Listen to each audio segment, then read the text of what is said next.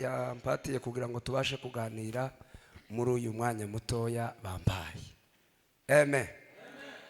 Ihelezo lyabyoshyikira lyayegerera utuze we n'ubwenge no kuramba mu mahuno ngingwe yabyoshe mube no rukundo mukubo rukundo ruri mu malaria. Hallelujah. Amen. Amen. Yesu arimo abwiriza ubutumwa bwiza. Bwana asifiwe. Iriya myaka 33 atangiye ministeri yo kubwiriza ubutumwa bwiza. Yesu ngo atangira gukora ibitangaza no gukiza abarwayi no guhumura impumyi no gukora ibitangaza. Amen. Umunsi umwe ngo ari ku musozi, Bibiliya yavuze ngo ategeka abantu ngo bambuke baje hakurya. Bwana asifiwe. Ngo haza umwe mu banditsi. Bwana asifiwe. Kandi Bibiliya zivuga ngo abantu bari bakomeye muri ico gihe bari abafarisayo n'abasadukayo n'abanditsi. Amen. Bivuga kuko uwo mugabo waruje gusanga Yesu yari umuntu ukomeye. Amen. Abwira Yesu ngo ndagukurikira ahuja hose. Nashatse ngo tuganire ijambo. Bwana asifiwe. Amen. Ifite umutwe uvuga ngo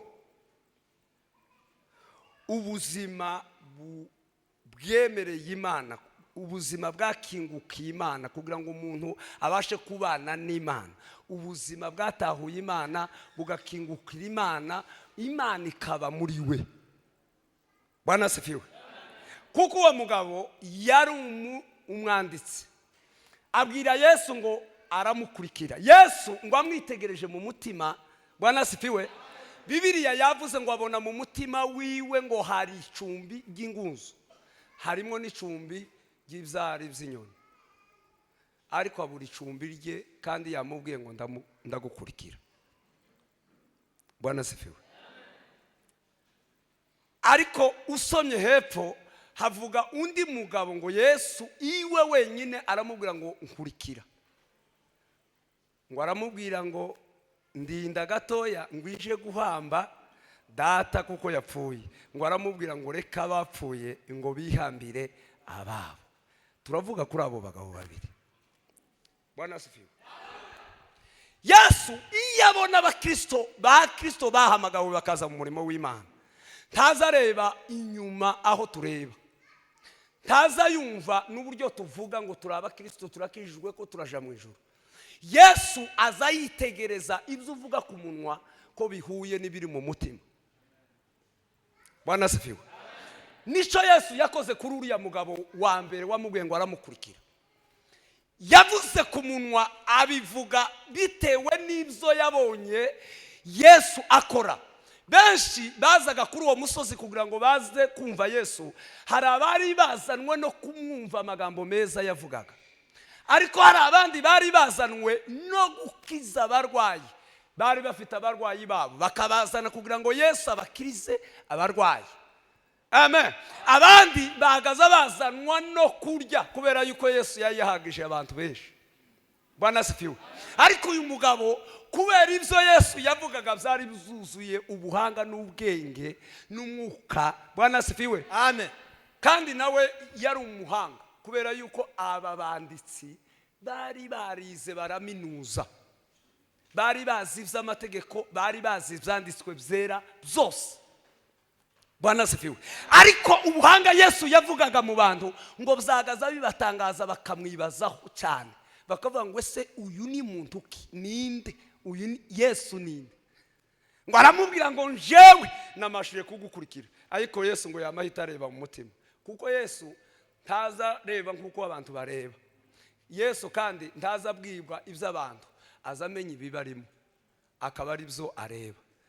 Yaza mubwira hano ku mutima, ariko Yesu agasoma yaza mubwira hano ku kanwa, Yesu we agasoma ibiri mu mutima, akamabona yaramwihakanye completely mugani w'Abongereza. Bwana asifiwe. Akamabona mu mutima yarazimije nta Yesu urimo. Ngo amwitegereje aramubwira ngo mu mutima ikintu kirimo gusa ni ingunzu, ngo n'ibyari by'inyoni, ariko wewe ngo ntaho jewe ntarambika umusaya, ngo aramusiga aratambuka.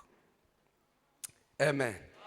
Ngo ageze hepfo ahura n'uwo mugabo aramubwira ngo wewe nkurikira. Nashatse kuvuga ku mukristo mwiza, uw'Imana ishima, uw'Imana ishaka, n'uw'abantu bakeneye, n'uw'isi ikeneye, ibimuranga.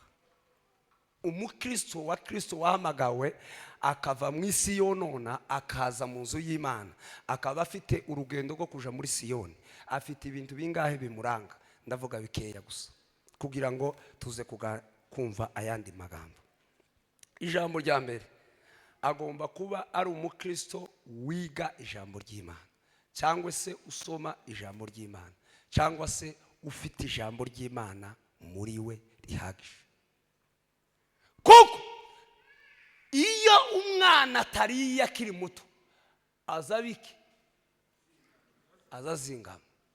Umukristo utarasomye ijambo ry'Imana ngo abe yibitseho ijambo ry'Imana muri we ni igikuri, ntazakura, azahera mu bwana, yogira ubwanwa, yogira imyaka myinshi, yobyara akagira umuryango, ariko ibyo akora biza bigaragaza iwe wo mu Mana cyangwa se wo mu mwuka.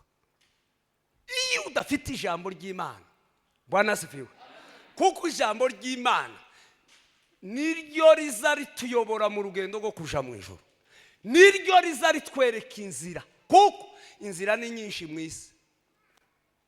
Bwana asifiwe. Inzira ziri mu isi ni nyinshi, ariko inzira yo kuja mu ijuru ni imwe, nukumva ijambo ry'Imana ibyo rigutegeka akaba ari byo ukora. Bwana asifiwe. Abantu benshi bari mu itorero, bakora imirimo mu itorero, baba mu itorero, bagenda bavuga ngo ni abakristo, bagenda bamamaza ubutumwa bwiza, ndetse hariho n'abavuga ubutumwa bwiza, hariho n'abaririmba, hariho n'abasenga, ariko witegereza safari yao ya kwenda mbinguni, Bwana asifiwe, n'abana mu mwuka. Kubera iki? Nta jambo ry'Imana bigeze bagira ubuzima bwabo. Ubundi ibyanditswe byera ni impumeko y'Imana. Iyo urisoma, iyo uryumva, ni iryawe, ryaziye wewe gusa, ntiryaziye undi. Ariko abantu benshi bumva ijambo ry'Imana bakaritaranfera ku bandi. Yumva ijambo ry'Imana agahita ari kompare na fulani, ntaryikompareho ngo arigire ubuzima bwe bwa buri munsi. Ese iri jambo bavuze rimbwiye iki kuri nje? Ndigenderaho cyangwa se sindigenderaho? Pe nukubura ijambo ry'Imana. Amen. Kuko umukristo wakuze akagira ijambo ry'Imana, kunyerera bibaho mu isi, ariko ntibzopfa gukunda. Kubera iki? Afite la busole imushorera mu rugendo rwo kuja mu ijuru, ni ijambo ry'Imana. Biragusaba mu Kristo kwegera ijambo ry'Imana ukarigira ubuzima, kandi ukaba mu buzima buhwanye n'ijambo ry'Imana uko rivuga. Uzi ko hari abantu baba mu maganya kandi baza basoma Bibiliya? Uzi ko hari abantu bicara na stress bakayigendana baza basoma Bibiliya? Bibiliya nico kintu kiza kimara stress.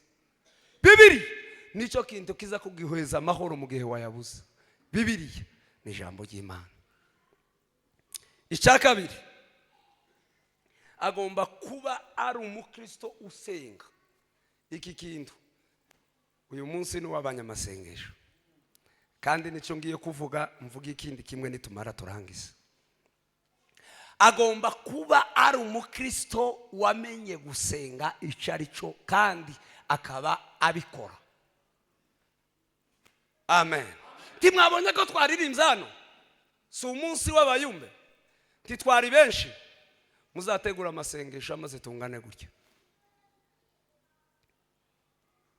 niho uzamenya neza umunyamasengesho uwariwe. Prezi, uzategura amasengesho amaze ubona abangaba bari hano kuri rutari. Kuko gusenga si iby'abanyentegenge, ni iby'abanyembaraga. Kuko Bibiliya zivuga ngo intwarane ngo zizabugishamo imbaraga. Gusenga nuko abanyembaraga gusa bategereje kuja mu ijuru. bazi neza kuko imbaraga zabo ziva mu Mana, nibo baza bahaguruka ku manywa na nijoro bagasenga, nibo batagira igihembwe, nibo bataza bacogora. Ni abantu bahaza amagara yabo kubwo kushaka Imana, kuko Bibiliya izivuga ngo mushakashake nguko mwamenya iby'umwami ashima. Tuzabibonera he? Mu ijambo ry'Imana, mu masengesho.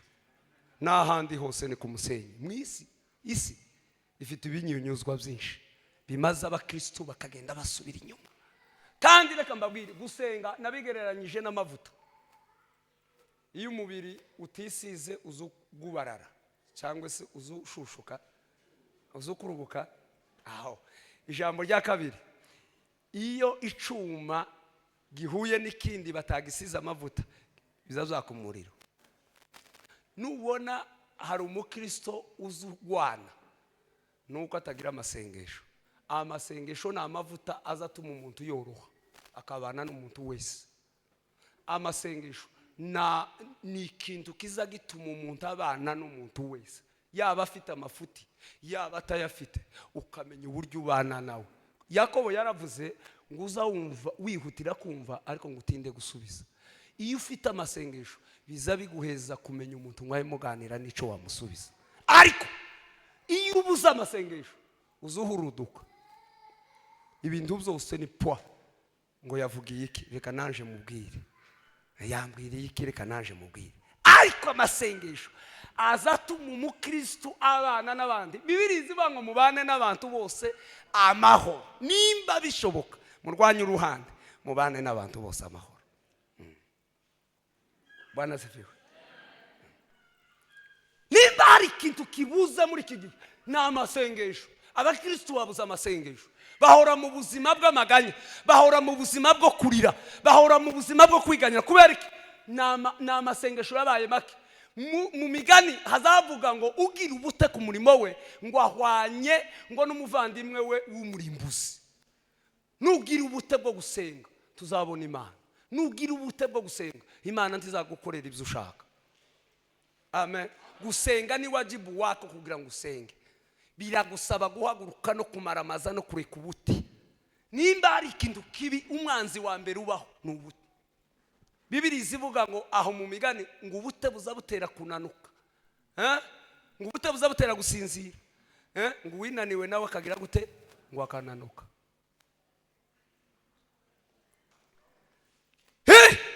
Bavuga ngo tuje gusenga, president avuga ngo tuje gusenga, haze babiri abandi bagiye bakunze umubiri. Na unila mutima gwani magala kitari kindu gagazikwa no kubola Yesu kuyambiti kisiribo magesiwe na gutanga imwawe mutima gwani bindi bindu yawe mutima gwani nakugabira ugukolese kulosisi Yesu uguno mutima gwani nagutanga imwawe.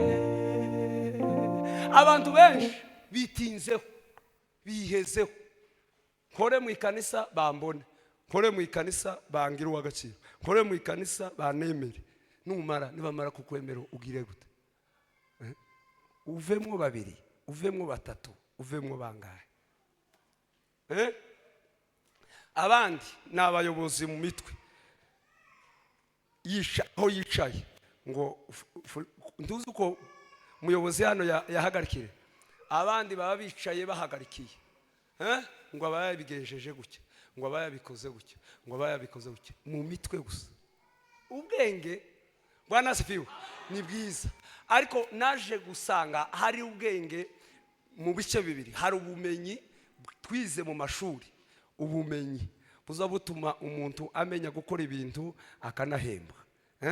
Uko uyu mwene dateje ubundi azohembwa kubera yuko yatu kamera neza, siko YouTube ishobora kumuhemba. Ni ubumenyi. Ariko ubwenge, Bibiliya ivuga ngo ubwenge buza butangwa n'Imana yonyine, kandi ikavuga ngo ubwenge buva ku Mana. Icambere ngo buraboneye n'ubw'ineza n'ubw'amahoro bwemera kugira inama. Umuyobozi mwiza n'uwemera kuyoborwa. Sinzi uko mvuze. Umuyobozi mwiza n'uwemera kugira gute kuyobowe, kandi ntawe uzuyobora atayobowe, ntawe uzamuka atazamuwe, ntawe uzugera ku bikomeye atabigejejweho n'abandi. Ariko umuswa muri Bibiliya, Bwana asifiwe, nutekereza kuko ibyo agezeho ari ubigezeho. Nebukadinezari yarubatse arubaka igihugu, aracubaka, arakirimbisha, gikorera ibitangaza, yubaka ibiraro bimwe byo gukunja, agakunjura, agasohoka, akarambura, ngo yamakubita ku mutima ngo Babuloni yanje niyubakiye. Uwo munsi Uwiteka yamamukora mu bwonko, ngo yamagenda mu ishamba imyaka 7 ari iyo ngiyo. Ariko inza ntangara, Imana niyo ya mbere ku buhanga. Tiyakeha ni kintu muri guverinema, ivyo kurya bagaza bamutekera, nimba byagaza bishigwahe, aba theology nibo botubwira. Sinza amenye ivyo kurya aho byagaza bisha. Familia yiwe ikamenya ngo ifite gusa umuyobozi aracyahari, ariko ari mu ishamba. Imana ni ya mbere. Yeme turi amakuru, tworohe dukorera Imana mu kuri no mu mwuka, kandi ikidukwiriye gusa n'ukwegerana tugasenga. Abakristo bose aho bari, ari umushumba, ari umukristo, ari umunyamasengesho, ari umuririmbyi, dukwiriye kwegerana gusa tukafatana mu nda tugasenga. Naho ibindi dutindamo nibyo kutumara, kuko imbaraga z'ubumwe nizo zigize abakristo. Hanze y'ubumwe ntacyo twogeraho. Bwana asifiwe. Hanze y'ubumwe ntacyo twogeraho. Ubumenyi bwawe n'ubumenyi bwanje n'ubumenyi bw'undi, iyo tubuhujije buzawuzara umusaruro. Ariko Bwana asifiwe, Satani azi neza intege za muntu aho ziba. Iyo wemereye Satani akinjira mu ntege zawe, aza gukoresha ibintu bitabaho. Bwana asifiwe. Biradusaba kumenya